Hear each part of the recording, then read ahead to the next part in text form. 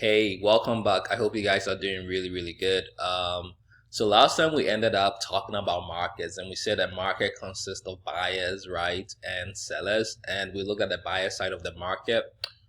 We saw demand and we actually went through the definition of demand. We looked at some factors that actually influence demand. And in this video, we're basically going to look at the seller side of the market. So right now, I want you to put yourself in the perspective of a seller or a producer, someone who actually sells or produces any good, right? And think like a seller, okay?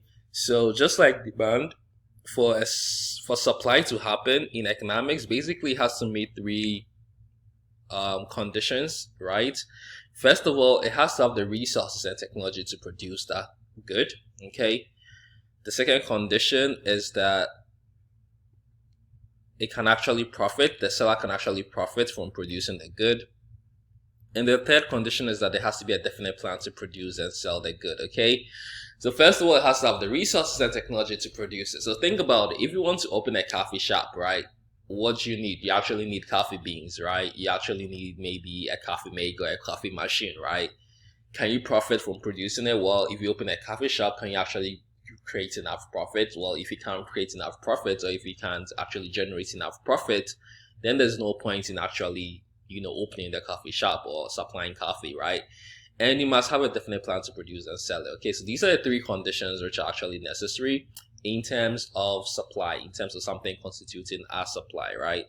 And from there, we can actually define quantity supplied. And we say quantity supplied is the amount of a good or a service that producers want to sell during a given time period at a particular price, right? So the amount of coffee, for example, they want to sell at a given time period and at a particular price. Okay, so if you want to sell like maybe 3 coffee cups for basically $3, right? That is the quantity supplied of coffee at that price and at that particular period. Just like we had in the demand, we actually have the law of supply as well. And the law of supply is actually quite opposite of demand. And the law of supply states that other things remaining the same, meaning other factors not included, just looking at the price and quantity supplied. The higher the price of a good, so this is really key. The higher the price of a good, the greater is the quantity supplied. And the lower the price of a good, the smaller is the quantity supplied, okay? So the more expensive something is, the more quantity supplied. The less expensive something is, or the less pricey something is, the less quantity supplied. And think about it, why do you think the law of supply actually holds? Well, if you put yourself in the shoes of a seller, or if you put yourself in the shoes of a producer, the higher the price, the more you actually want to sell, because then you know you can actually make a profit, okay? So the higher the price, the more goods you actually want to sell at that given price, okay? Because you actually know that with high prices, you tend to generate more revenue and hence higher profits, okay? So producers are willing to supply a good only if they can basically make a profit, okay? Only if they can actually make a profit. And the lower the price, the less reluctant you are to sell, okay? Because you know that you probably won't generate enough revenue, or you probably won't generate enough profit, okay? So that is the law of supply. And from there, we can look at what the whole definition of supply is, okay? And the entire supply, the word or basically refers to the entire relationship between quantity supplied and the price of a good, okay? So you're looking at the relationship again between quantity supplied and the price of a good. And the supply curve is basically an illustration of this relationship, okay? So the supply curve shows the relationship between the quantity supplied of a good and its price when all other factors remain the same, okay? So you're looking at how much is being sold at a particular price, okay? So that is the supply curve. You're basically looking at how much is being sold at a particular price, okay? So that is essentially the supply curve, okay? So in that sense, we know that the law of supply basically states that the higher the price, the more something is sold, or the higher the quantity supplied. And at the same time, the lesser the price, the less something is sold, right? So there's a positive relationship, okay? So I'm just going to put a positive sign here. There's a positive relationship between quantity supplied and the price of the good. Okay, so we have this market for energy bars, and we're going to see how the supply curve actually looks like. Okay, so we have the price. When the price is 50 cents, nobody's willing to supply or nobody's willing to sell anything. So basically quantity supplied is 0. If the price increases to $1, well, more people are willing to supply, so the quantity supplied is 6. If the price increases to $1.50, more is sold, so the quantity supplied increases to 10. If the price increases to $2, more is supplied, so the quantity supplied increases to 13. And if the price is $2.50, quantity supplied increases to 15. And you can actually plot these, so you have 0 and 0.5, so which is point A. You have 1 and 6, which is point B. You have 150 and 10, which is basically point C. You have 2 and 13, which is point D, and then you have 250 and 15, which is point E. Okay, again, always price is put on the vertical axis or the vertical line, and quantity always goes on the horizontal line or the x-axis. Okay, and if you actually join this, you have your supply curve, and your supply curve is positively sloped. Okay, so supply is always positively sloped.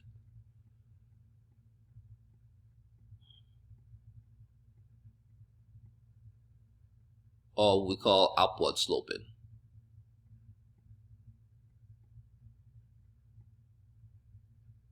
Right, it's sloping upward. Why? It's sloping upward again due to the law of supply. Okay, as the price increases, more is supplied, and as the price decreases, less is supplied. Okay, so that is how your supply curve is always going to look like, at least in this class. Okay, so that is how a supply curve looks like. It's positively or upward sloping. Okay, and then from there we have what we call a change in supply, right? So a change in supply, just like a change in demand, is some external factor other than the price of the good actually affecting selling plans, right? So an external factor other than the price of the good affecting supply is known as a change in supply of that good.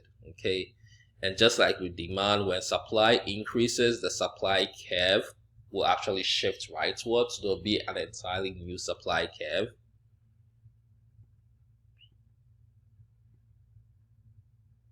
And when supply decreases, the entire supply curve will actually shift leftward. Okay, so some external factor, maybe like the weather affecting supply, can cause, a change in supply or the entire supply curve to shift. Okay, and I'm going to show you how the supply curve basically shifts, right?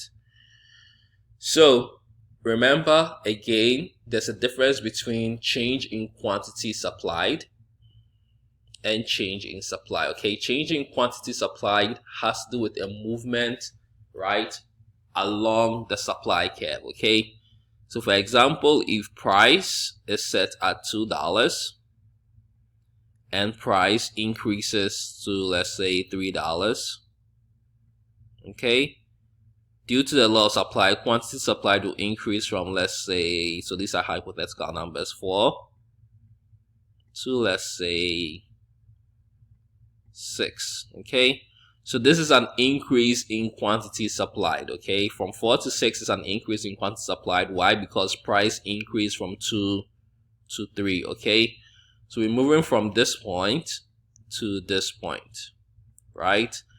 And likewise, if there's a decrease in price, we know quantity supplied will actually decrease. So let's say it decreases from 4 to 2.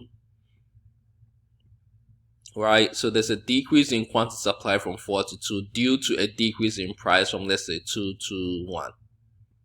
Okay, so we're moving from this point to this point. Okay, so a change in quantity supplied has to do with a movement along the same supply curve. You're still on the same supply curve, essentially, right? But a change in supply, which is some external factor, okay, price is always remaining the same, but some external factor is actually causing supply to change, right? That has to do with basically a shift of the supply curve. Okay, so an increase in supply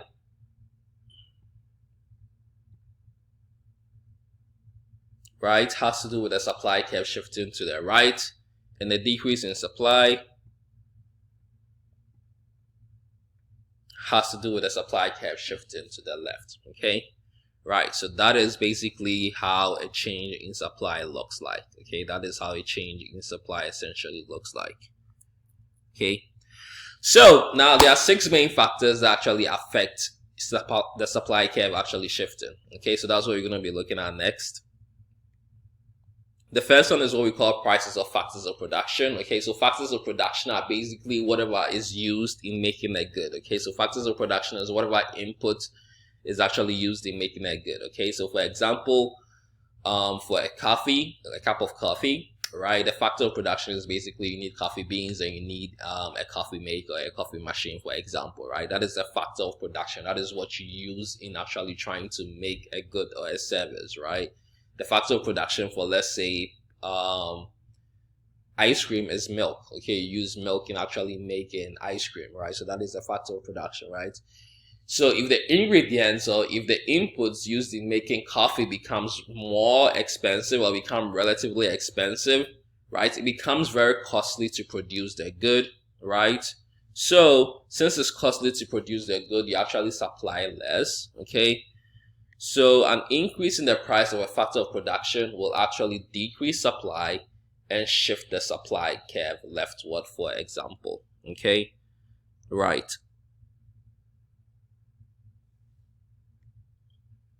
Okay, so that is basically prices or factors of production. And then we have prices of related goods produced. Okay, and in that sense, we basically need to define substituting production. Okay, and substituting production for a good is another good that can be produced using the same resources. Okay, so for example, let's look at Coca-Cola Company, right? They actually use the same resources in making Coke and Sprite. Okay, if the price of Coke actually increases, they will channel more of their energy and resources into making Coke than Sprite. Why? Because they can actually profit from selling Coke. Okay, so the supply of a good increases if the price of a substitute in production actually falls. Okay, so if the price of Coke actually decreases, right, they'll actually channel more energy and resources into making Sprite, for example, right? Because Coke is cheaper now, it doesn't really make much sense to actually be selling Coke. It's not as profitable as before. Okay, so that is how the substitute in production basically works. Okay, if the supply of the good increases,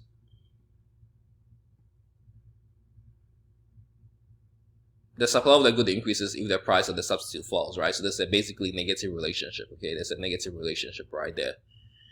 Okay, and goods are complements in production if they must be produced together. So think of a company that basically makes school supplies, right? So they make, let's say, notebooks and pencils, right? So they always have to go together, right? If the price of notebook actually increases, right, the complement in production, which is basically pencils, will actually increase as well. Okay, because the producers are going to be selling more notebooks, and since notebooks go well with pencils, right, they're going to be producing more pencils as well. Okay, so if the price of a complement in production basically increases, right, the supply of that good also increases. Okay, right, so you need to know the difference between complements in production and substitute in production. Okay, the next factor we'll look at is basically expected future prices, right? If you're a producer, if you're a seller, and you know that in the next 2 weeks, right, let's say you're a producer of laptops, and you know that in the next few weeks the prices of laptops are going to skyrocket because of back to school or whatever, right? Are you going to sell more today, or are you just going to wait and sell more next week, right? You need to sell more next week, right? Because you know that you can actually profit from it. Okay, so if the price of a good is expected to increase in the future, the supply of the good today will actually decrease because you actually want to take advantage of the increase in prices. So you actually want to sell more next week, right? So if the price of a good is expected to rise in the future, supply of the good today will decrease. Likewise, if the price of a good is expected to fall in the future, right, if we know that prices of laptops are going to be on sale next week, as a producer or as a seller of laptops, you will try and sell as much today as possible, right? So the supply, if the price of expected good, if the price of a good is expected to fall in the future, the supply of the good today will actually increase and the supply curve will shift to the right. Okay, so it's basically the opposite, it will shift to the right.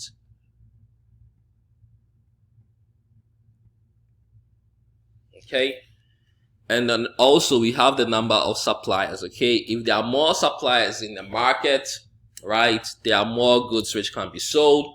So the larger the number of suppliers, the more supply there is, and the supply curve will shift to the right. Okay, conversely, a decrease in the number of suppliers will shift the supply curve to the left.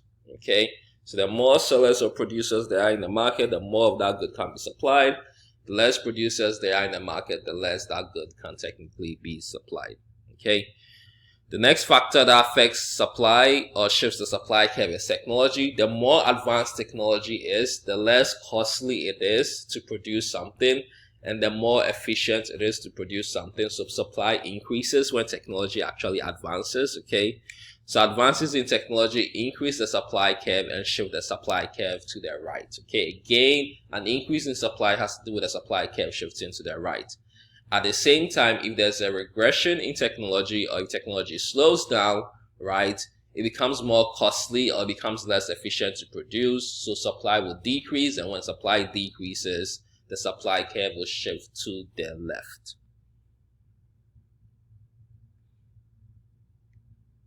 And then lastly, we have the state of nature. Okay, so weather actually plays a very, very crucial role towards supply of certain goods. For example, in Iowa, we just had the derecho, and the derecho has actually decimated so many corn farms, right? So if there's a huge storm, right, which actually destroys crops, right, the supply of those crops will actually decrease. It's pretty straightforward, right? So for example, the derecho has actually decreased the supply of corn. Okay, so the state of nature plays a really crucial role in terms of supplying a good. At the same time, if the weather is really favorable, right, and is really good for the crops, right, you can actually produce more crops and hence supply more crops. Okay, so weather is actually sort of a usually crucial role in terms of supply of certain goods, right? So for example, a natural disaster such as the derecho decreases supply of corn and shifts the supply curve of corn leftward. Okay, at the same time, a favorable weather will increase supply and shift the supply curve to the right.